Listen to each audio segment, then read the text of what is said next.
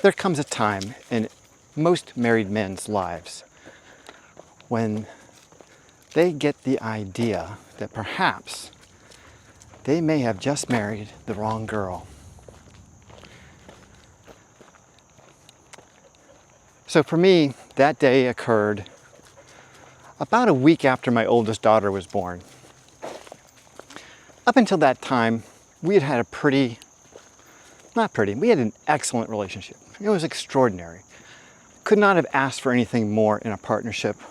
About a week or so after my daughter was born, she changed. She was no longer the woman that I knew. It's like I went to bed with one woman and woke up with another. And from that day forward, everything was different.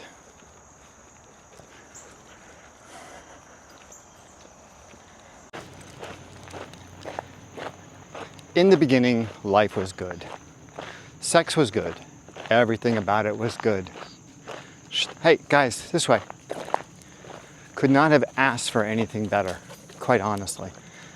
I remember talking to my best friend about it back when I was dating. She was living with me, my wife, before we got married. And he was telling me about all the horror stories of his marriage. And all I was thinking to myself was, man, you poor son of a bitch. You obviously picked poorly. You're not like me, man. I picked the right one. I definitely picked the right one. She is hot. She likes to fuck. And yeah, we get along great. Like, we agree on everything. You just could not ask for a better woman. I'm in heaven all day long, every day. It's like I'm floating on cloud nine. I can't imagine that life could ever be any better than it is right now. Like, I have hit, nirvana. I am in it. Well, fast forward a couple years, and my oldest daughter is born. Now, keep in mind, I was a single father until, I guess technically, I got married. So that would be about 9 years. So I was raising a little boy for the first 9 years of his life. And then I got married, and we went on from there.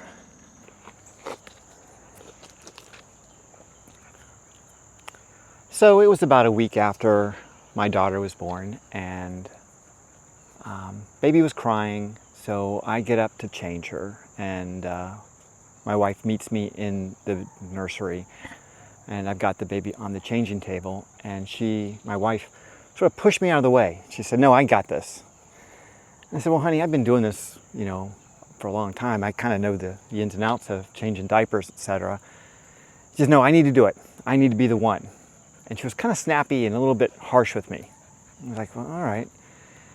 And in that moment, it didn't really hit me all at once, but it was the first real, sense of resistance I had from her on anything that we were doing. I mean, everything up until that point had been all harmonious. And in that moment, it became clear that the harmony had ended.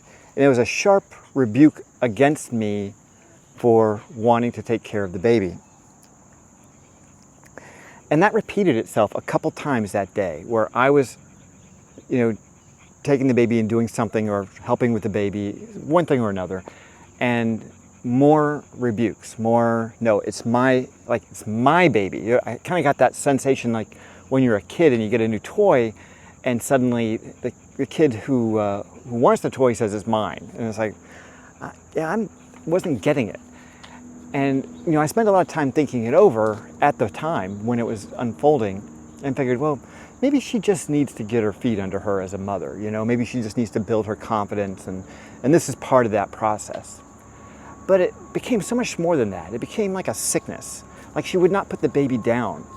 The baby slept with us until she was like 5. The connection between the two of them became so unhealthy that it was very, very concerning.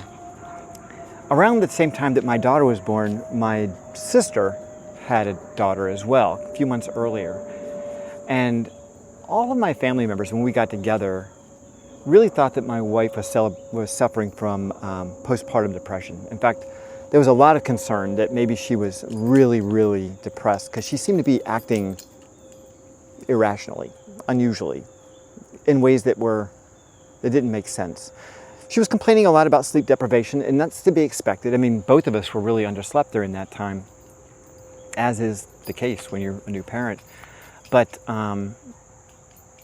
it was more than that, you know, it was something more. Now, at that time in our lives, I worked and she didn't. So she was just at home with a baby and then a 10-year-old. So 10-year-old, my son, didn't require a whole lot of attention. He was out playing all the time. And, you know, I was coaching soccer and stuff like that. So I tried my best to keep him busy and out of her hair. So all she had to do really was care for this baby. I mean, we had a maid service come and clean our house. So there really wasn't a ton for her to do. But it seemed overwhelming. It seemed impossible. It was like I was asking the impossible of her. And she insisted that despite the fact that I was working every day, that I wake up in the middle of the night with the baby because she was watching the baby all day. And that was how things started to go really, really badly. So now that the postpartum depression issue had come up, we really started to kind of recommend different counselors and people like that to her, and she was extremely resistant to the idea. It was as if the stigma of going to see a counselor or a therapist or whatever to help her through this was a sign of weakness. And she didn't want anyone to think she was crazy. I remember her thinking that, you know, a lot and saying that to me. She didn't feel badly. She felt like she was fine. You know, she kept saying that over and over again. I'm fine. She clearly wasn't. She became sour. She became resentful. She became angry. And I didn't want to be around her, quite honestly. After a few months of that, you know, I had a family room in the basement, and we had this brand new big screen TV. And so, yeah, I wanted to go down there and just watch TV. Let's go this way, guys. And then she got really furious at me for that, because now I had left her alone with the baby upstairs after she had been with the baby all day long. And now I needed to take my turn with the baby.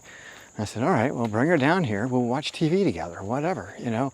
But that wasn't good enough. No, I needed to be upstairs so she could keep an eye on me and the baby. It's like, oh my God, I have raised a child. I mean, there's a 10-year-old child in the next room who's living proof that I know what I'm doing, okay? Yeah, so things got really, really ugly at that point. In that moment, I sort of knew that I had made a terrible, terrible error in marrying her. I knew in that moment that I had to make a decision. Was I going to pick up and leave, file for divorce? Because every atom in my body was screaming, you need to get out. This is a shit show, and it's only going to get worse. But then there was this noble martyr in me that said, nope, men don't run. You know, we stick to it, thick or thin, you know, for better or worse, all that bullshit. She'll snap out of it. You just need to hang in there with her. I mean, we had had this wonderful romance that was just epic. I mean, epic romance. It was extraordinary. How could this crazy person be the girl that I fell in love with? I just could not reconcile these two people. Something was obviously wrong, and I had to figure out what it was. So I hung in there. As the years passed by, it became clearer and clearer to me that her primary focus was not really the baby. It was really her public perception, like how people perceived her as a mother, was more important than the health and welfare of the baby. And I know that sounds terrible, and that's the way it seemed to me. And the reason I'm bringing this issue up today is because here it is, 24 years later, and my daughter is going through a little crisis in her life, a big crisis in her life with her boyfriend. And she's moved back in with me, at least temporarily, while she sorts it out. And her mother lives down in Florida. And she called me, and we talked about it for a while. And then she called her mother. And for whatever reason, her mother did a three-way call with me. I said, okay, so she wants to have a little family talk. Fine.